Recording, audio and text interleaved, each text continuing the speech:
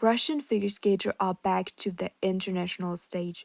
These are maybe the biggest news in figure skating in the last 4 years, and everyone is talking about it's in every newspapers, sports newspaper. And this is why in today's video I'm going to talk about exactly that. I'm going to explain the criteria that the Russians have to meet in order to qualify as AINs, and I'm going to talk about the outputs this has on the skate of figure skating and who will dominate the next season. And with this, welcome to my video. Thank you for watching and let's go. So the decision was taken during the annually conference in Tenerife in Spain and was published on the 30th of June and has since then received a lot of negative backlash by some figure skating federations such as the Lithuanian Figure Skating Federation or the Finnish. Now, what exactly is the decision? So, the ISU has allowed Russian junior and senior athletes back to international competition if they fit the criteria of an AIN, a neutral international athlete. So, what is the criteria exactly? So, the ISU has published three main criteria.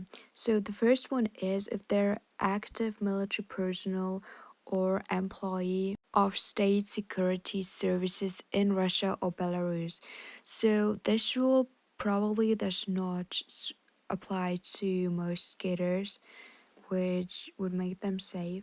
So the second rule, however, the second criteria indeed could affect some male skaters in Russia since military service is mandatory in Russia, which would make them not eligible for international competition.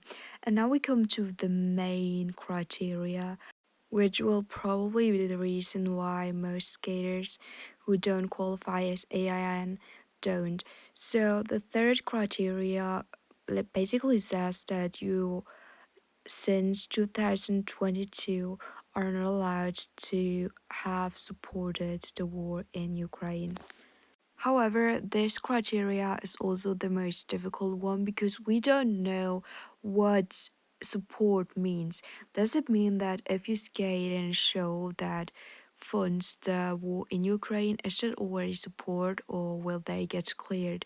So this one is pretty difficult to answer, and it's also not yet to say which athletes will qualify and which don't, since there are a lot of athletes in Russia who actually have skated in shows of Plushenko, who is a great supporter of the war in Ukraine. And again, Plushenko also coaches a lot of students, so it's unclear if he will be given a neutral status. I actually doubt it, since he has vocally supported the war. So it's difficult to say how strict the ESA will be about these criteria and who will be cleared and who not.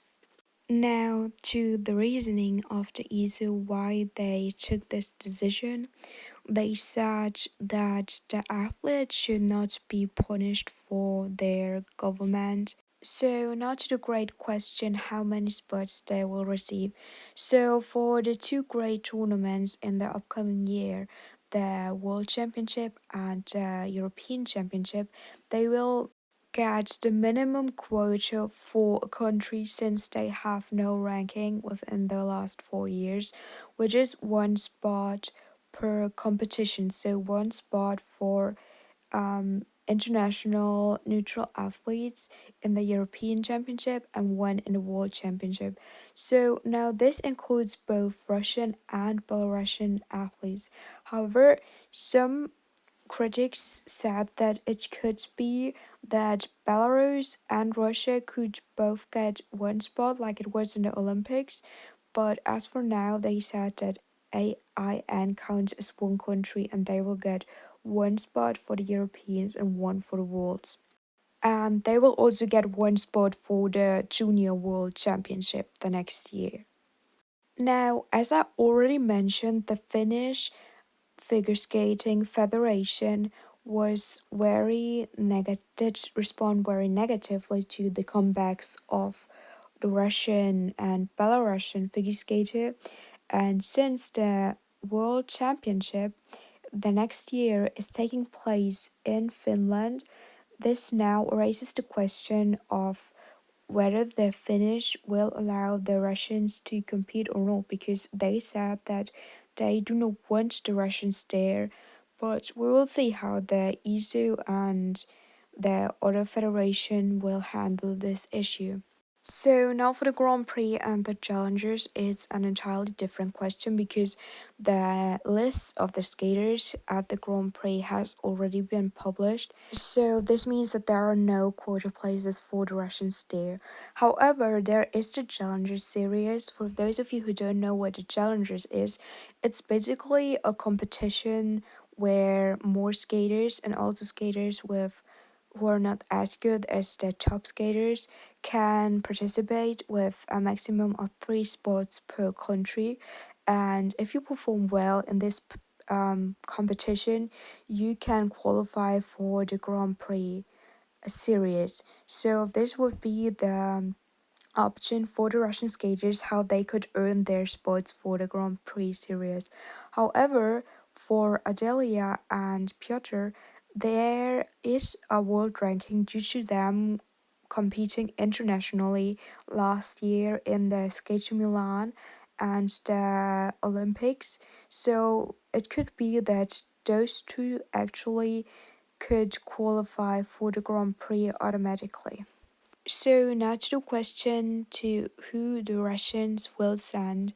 So the junior test skates will take place from July 28th to 31st, and they said that the winner of this competition will be sent to the Junior World Grand Prix.